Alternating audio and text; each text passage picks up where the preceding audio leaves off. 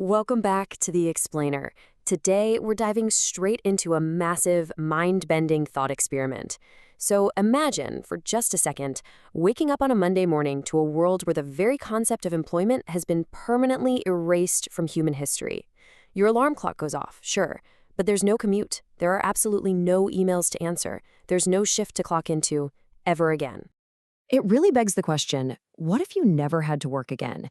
We're talking about a scenario where every single job, literally everything, from the physical sweat of harvesting crops to the intellectual heavy lifting of diagnosing rare diseases or writing complex software, is handled perfectly by machines.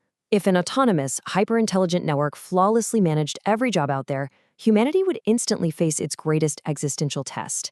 We wouldn't just be dealing with some cool new technology, right? We'd be looking at a completely blank slate for the human experience. To break this down, we'll be looking at 5 key areas today. First, the end of employment.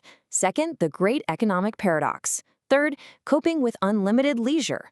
Fourth, who owns the robots? And finally, the ultimate human luxury.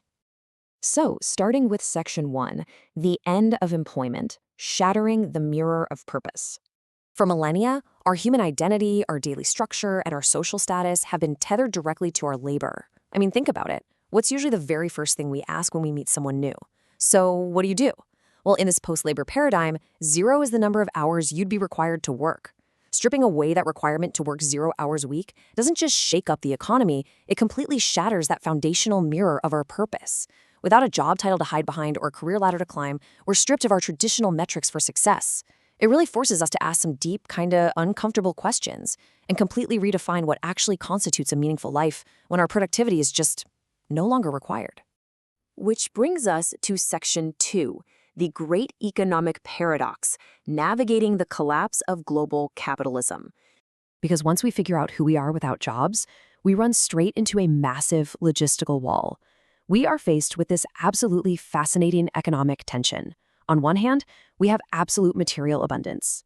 If robots are performing all the labor, the cost of producing your food, building your house, providing your healthcare, and generating your energy plummets to near 0.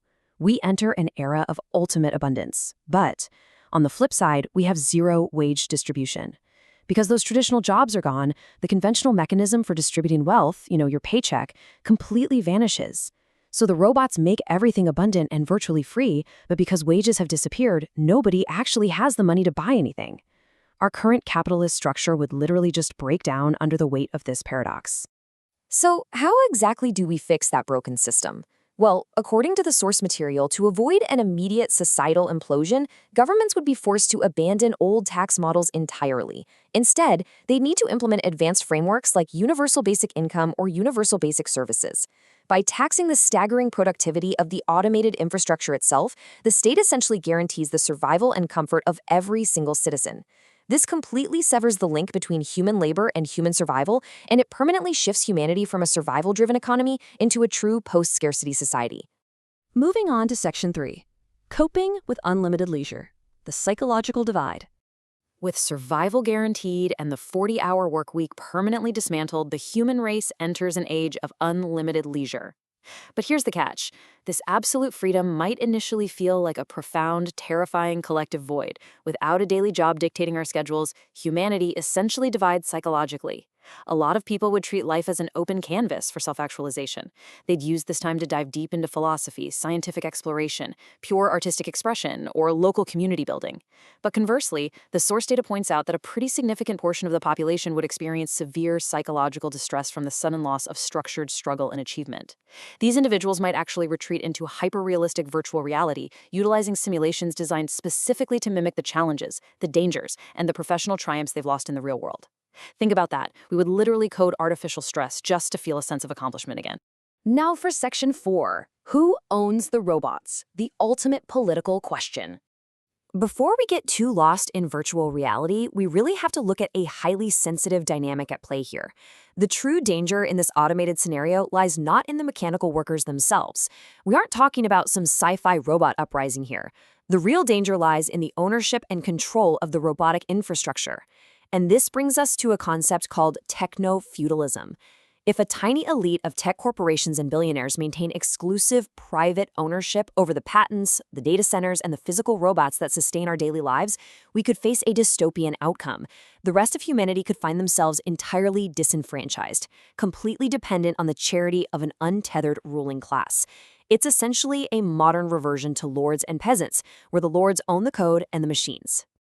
Objectively looking at the solutions presented in the source material to prevent this specific dystopia, global governance would need to undergo a massive shift. The source outlines a necessary democratic revolution aimed at reclassifying autonomous labor as a collective public utility.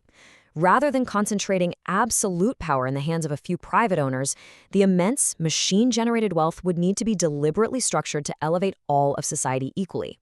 It's an incredibly complex logistical and political hurdle that humanity would have to navigate impartially to ensure the system actually serves everyone. And that brings us to our final section, Section 5, the ultimate human luxury returning to authenticity.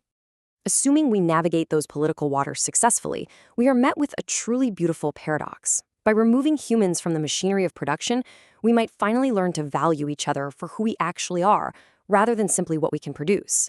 In a fully automated world, raw human interaction becomes the ultimate luxury. I mean, think about it. Even in a world where a robot can compose a technically perfect symphony, or a machine can provide a completely flawless medical diagnosis in mere seconds, we would still seek out human artists, human therapists, and human companions. Why?